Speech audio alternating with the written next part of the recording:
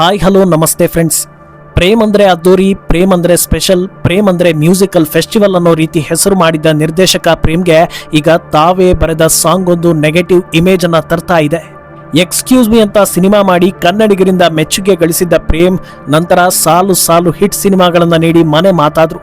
ಆದ್ರೆ ಅದರ ನಂತರದ ದಿನಗಳಲ್ಲಿ ಸಿನಿಮಾಗಳು ಆ ರೇಂಜ್ಗೆ ಹಿಟ್ ಆಗದೆ ಇದ್ರು. ಸಿನಿಮಾ ಹೆಂಗಾದ್ರೂ ಇರ್ಲಿ ಗುರು, ಪ್ರೇಮ್ ಯಾವತ್ತು ಮ್ಯೂಸಿಕ್ಗೆ ಮೋಸ ಮಾಡೋದಿಲ್ಲ. ಪ್ರೇಮ್ಗೆ ಇರೋ ಮ್ಯೂಸಿಕ್ ಸೆನ್ಸ್ಗೆ ನಿಜಕ್ಕೂ ಹ್ಯಾಟ್ಸ್ ಆಫ್.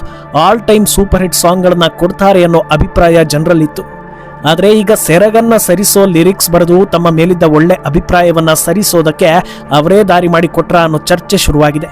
ಭಾರಿ ನೆಗೆಟಿವ್ ಬರ್ತಾ ಇದ್ದ ಹಾಗೆ ಹಿಂದಿಯ ಲಿರಿಕಲ್ ವಿಡಿಯೋ ಸಾಂಗ್ ಅನ್ನ ಡಿಲೀಟ್ ಮಾಡಿದ್ದಾರೆ.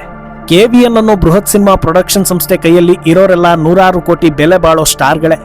ಅಂತ ಸ್ಟಾರ್ ಸಿನಿಮಾಗಳು ಸರಿಯಾದ ಟೈಮ್ಗೆ ರಿಲೀಸ್ ಆಗ್ತಾ ಇಲ್ಲವಂತೆ, ಏನೋ ಸಮಸ್ಯೆ ಇದೆ ಅನ್ನೋ ಹೊತ್ತಲ್ಲಿ ತಮ್ಮ ಬತ್ತಳಿಕೆಯಲ್ಲಿದ್ದ ಕನ್ನಡದ ಹೈ ಬಜೆಟ್ ಹಾಗೂ ಅದ್ದೂರಿ ಸಿನಿಮಾ ಕೇಡಿಯ ಅಪ್ಡೇಟ್ಸ್ ಅನ್ನ ಬಿಟ್ರು.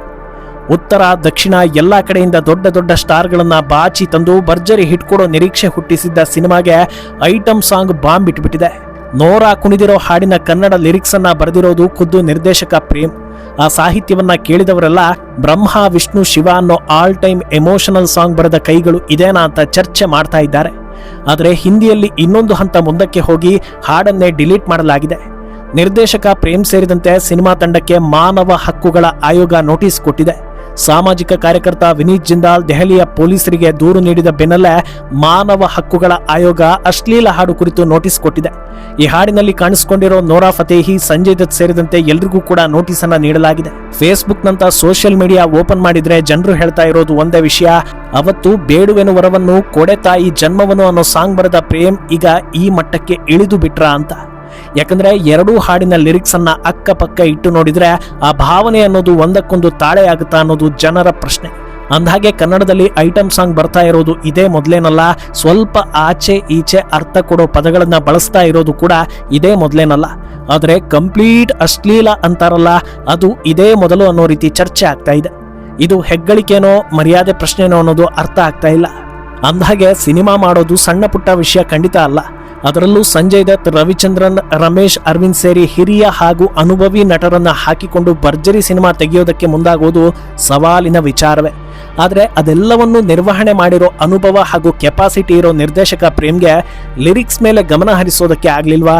ಈ ಜನರೇಷನ್ಗೆ ಇಂಥದ್ದೇ ಇಷ್ಟ ಅನ್ನೋ ಕನ್ಕ್ಲೂಷನ್ಗೆ ಬಂದ್ರ, ಅಥವಾ ಯಾವ ರೀತಿ ಬರೆದ್ರು ಅದನ್ನ ಎಲ್ಲಾ ಜನರೇಷನ್ ಅವರು ಒಪ್ಪಲೇಬೇಕು ಅನ್ನೋ ಟೇಕನ್ ಫಾರ್ ಗ್ರಾಂಟೆಡ್ ರೀತಿಯ ಮೈಂಡ್ ಸೆಟ್ ಇಟ್ಕೊಂಡ್ರು ಅನ್ನೋದು ಜನರಿಗೆ ಅರ್ಥವಾಗ್ತಾ ಇಲ್ಲ.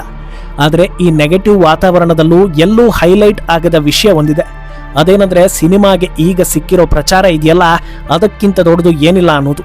ಒಂದು ಅಸಹ್ಯ ಹಾಡಿಂದ ಇಡೀ ಇಂಡಿಯಾ ಪ್ರಚಾರ ಆಗಿದ್ದಲ್ಲದೆ ಈ ಸಿನಿಮಾ ಬಗ್ಗೆ ಗೊತ್ತಿಲ್ಲದವರಿಗೂ ಕೂಡ ಗೊತ್ತಾಗೋ ಹಾಗೆ ಆಗ್ತಾ ಇದೆ. ಇದೇ ಉದ್ದೇಶ ಇಟ್ಕೊಂಡು ಹೀಗೆ ಮಾಡಿದ್ರು ಅಥವಾ ಅಚಾತುರ್ಯದಿಂದ ಹೀಗಾಯ್ತು ಅನ್ನೋ ಬಗ್ಗೆ ನಿರ್ದೇಶಕ ಪ್ರೇಮ್ ಕ್ಲಾರಿಟಿ ಕೊಡಬೇಕು. ಒಂದು ಹಾಡನ್ನ ಈ ರೀತಿ ಬರೆದ್ರು ಅನ್ನೋ ಕಾರಣಕ್ಕೆ ನಿರ್ದೇಶಕ ಪ್ರೇಮ್ಗೆ ಟ್ಯಾಲೆಂಟ್ ಇಲ್ಲ ಅನ್ನೋದನ್ನ ಯಾರು ಹೇಳ್ತಾ ಇಲ್ಲ. ಆದರೆ ಟ್ಯಾಲೆಂಟ್ ತೋರಿಸಿದಾಗ ಬೇಷ್ ಅಂದಿದ್ದಾರಲ್ವಾ, ಈಗ ಇಂಥ ಕೆಲಸ ಮಾಡಿದಾಗ ಅದಕ್ಕೆ ತಕ್ಕ ಪ್ರತಿಕ್ರಿಯೆ ಬಂದೇ ಬರುತ್ತೆ, ಏನೂ ಮಾಡೋಕ್ಕಾಗಲ್ಲ ಅನ್ನೋ ಅನಿಸಿಕೆ ಜನರ ಕಡೆಯಿಂದ ಬರ್ತಾ ಇದೆ. ಸದ್ಯದ ವಾತಾವರಣ ನೋಡಿದ್ರೆ ಕನ್ನಡದ ಲಿರಿಕ್ಸ್ ಹಾಡು ಕೂಡ ಶೀಘ್ರದಲ್ಲೇ ಡಿಲೀಟ್ ಆಗೋ ಲಕ್ಷಣಗಳಿವೆ. ಈ ಸ್ಟೋರಿ ಬಗ್ಗೆ ನಿಮ್ಮ ಅನಿಸಿಕೆಯನ್ನ ಕಮೆಂಟ್ ಮಾಡಿ.